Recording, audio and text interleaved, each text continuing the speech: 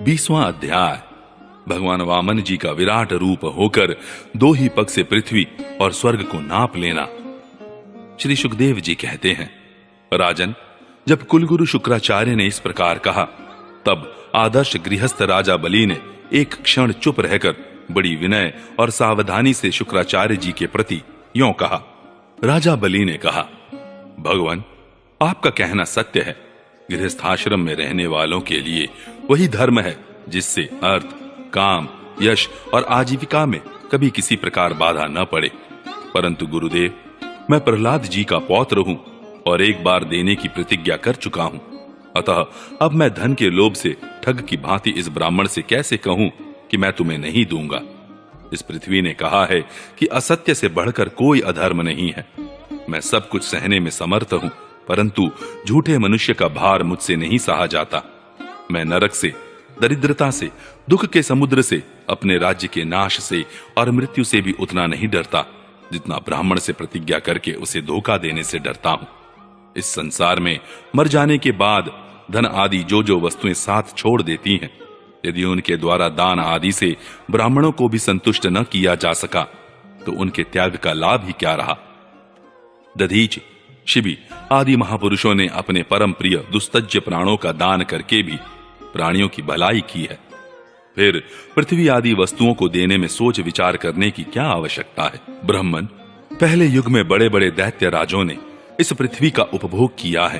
पृथ्वी में उनका सामना करने वाला कोई नहीं था। उनके लोक और परलोक को तो काल खा गया, परंतु उनका यश अभी पृथ्वी पर ज्यों का त्यों बना हुआ है। गुरुदेव, ऐसे लोग संसार में बहुत हैं जो युद्ध में पीठ न दिखाकर अपने प्राणों की बलि चढ़ा देते हैं, परंतु ऐसे लोग बहुत दुर्लभ हैं जो सत्पात्र के प्राप्त होने पर श्रद्धा के साथ धन का दान करें। गुरुदेव, यदि उदार और करुणाशील पुरुष अपात्र याचक की कामना पूर्ण करके दुर्गति भोगता है तो वह दुर्गति भी उसके लिए शोभा की बात होती है। फिर आप जैसे ब्रह्मवेत्ता पुरुषों को दान करने से दुख प्राप्त हो तो उसके लिए क्या कहना है। इसलिए मैं इस ब्रह्मचारी की अभिलाषा अवश्य पूर्ण करूंगा। महर्षि, वेद विधि के जानने वाले आप लोग बड़े आदर से यज्ञ यागादि के द्वारा जिनकी आराधना करते हैं, वे वरदानी विष्णु ही इस रूप में हो अथवा कोई दूसरा हो, मैं इनकी इच्छा के अनुसार इन्हें पृथ्वी का दान करूंगा। यदि मेरे अपराध न करने पर भी ये अधर्म से मुझे बांध लेंगे, तब भी मैं इनका अनिष्ट नहीं चाहूंगा, क्योंकि मेरे शत्रु होने पर भी इन्होंने भयभीत होकर ब्राह्मण का शरीर धारण किया है। यदि ये पवित्र कीर्ति भगवान विष्णु ही है तो अपना यश नहीं खोना चाहेंगे।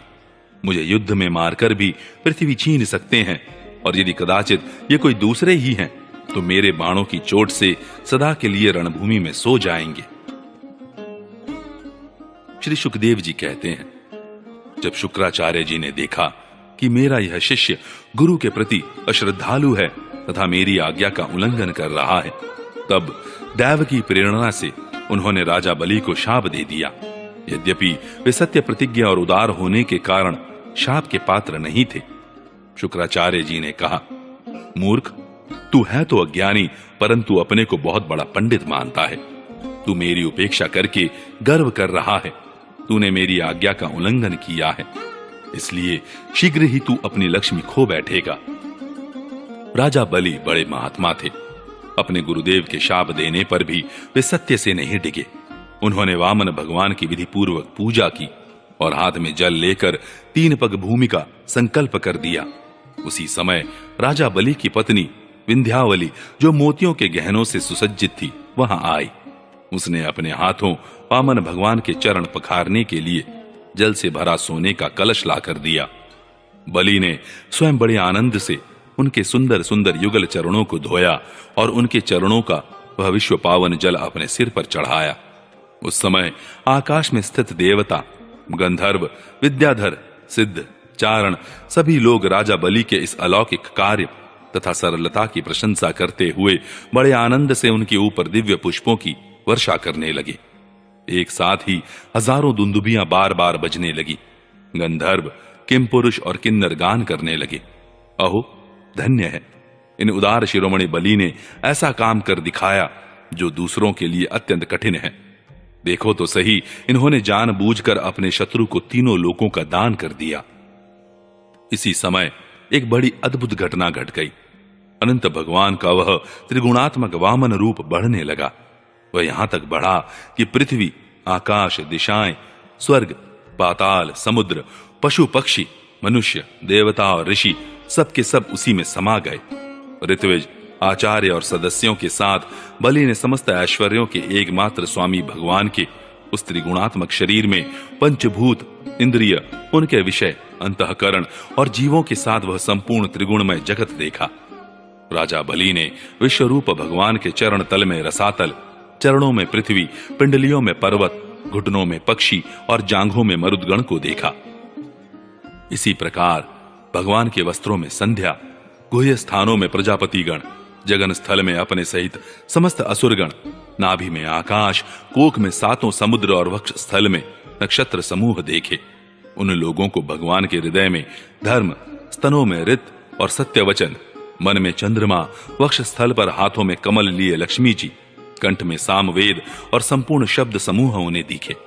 बाहुओं में इंद्रादि समस्त देवगण, कानों में दिशाएं, मस्तक में स्वर्ग, केशों में मेघमाला, नासिका में वायु, नेत्रों में सूर्य और मुख में अग्नि दिखाई पड़े।